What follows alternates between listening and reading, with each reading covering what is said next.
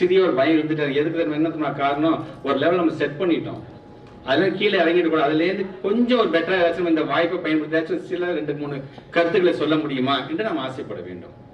நான் முதல்ல ஆரம்பிக்கும் போது முத்தமிழ் கலைஞருடைய அந்த விளக்க உரையில் ஆரம்பிச்சு. ஏன்னா இன்னைக்கு பேச்சாளர்கள் வரும்பொழுது பல புத்தகங்களை நாம படிக்கிறோம். பட் அதெல்லாம் கடந்து நமக்கான அந்த ஹியூமர் சென்ஸ் அப்படிங்கிறது ரொம்ப ரொம்ப முக்கியம். அதை நீங்க வளர்த்துக்கொள்ள வேண்டும். அதான் இன்ட்ரெஸ்டிங்கா இருக்கும். முத்தமிழ் கலைஞர் அவர்கள் அன்றைக்கு அவர் கட்சியிலிருந்து பிரிந்து இன்னொருத்தர் வந்து ராமநாதபுரத்தில் கூட்டம் போட்டு பேசுறாரு. கூட்டம் போட்டு பேசும்போது கலைஞரை வந்து அப்படி விமர்சனம் பண்ணி பேசுறாரு. கலைஞர் அவருடைய பெயரை சொல்லி, உங்களை பத்தி தெரியாதா, உங்களுடைய தாத்தா கழுதையை வைத்து வண்டி இழுத்தவர் தானே, இதெல்லாம் எங்களுக்கு தெரியாதா என்று பேசிவிடுகிறார். முத்தமிழர் கலைஞர்கிட்ட போய் இதை போய் சொல்றாங்க. அதே ராமநாதபுரத்தில் ஒரு வாரம் கழிச்சு அவர் கூட்டம் போட்டு பேசுறாரு.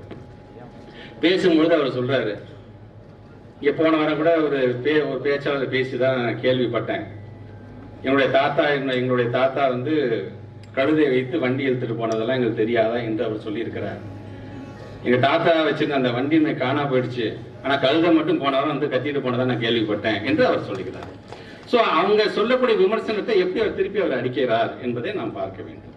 சொல்லுவாங்களே, எல்டிடி பிரபாகரன் ஐயா இறந்ததுக்கு பிறகு அது இறந்து விட்டாரா இறக்கவில்லையா என்பது மிகப்பெரிய கேள்வி. இறந்துட்டாருன்னு சொன்னாலும் அது மிகப்பெரிய ஒரு விமர்சனமாகவும், இறக்கவில்லை என்று சொன்னால் உங்களுக்கு எப்படி தெரியுங்கிற கேள்வியும் வரும். கலைஞர்கிட்ட போய் கேட்கும்போது நீங்க என்ன நினைக்கிறீங்க, அவர் இறந்துட்டாராங்கும் போது அடுத்த நிமிஷம் சொல்றாரு, போராளிக்கு மரணம் இல்லை என்று அவர் சொல்லுகிறார். சோ எவ்வளவு வித அர்த்தத்தோடு அது இருக்கிறது என்பதற்காக இதை நான் சொல்றேன். அதே ஒரு கூட்டத்தை அவர் நின்று பேசும்பொழுது மழை பெய்யுது, அவ்வளோ எல்லாரும் பாத்தீங்கன்னா நனைகிறாங்க, ஆனா இவருக்கு மட்டும் கொடை பிடிக்கிறாங்க.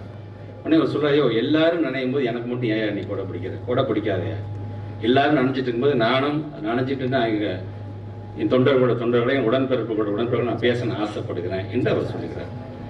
சொல்லி திரும்பி பார்த்தீங்கன்னா திருப்பி கொஞ்ச நேரத்தில் வந்து கொடை பிடிக்கிறாங்க.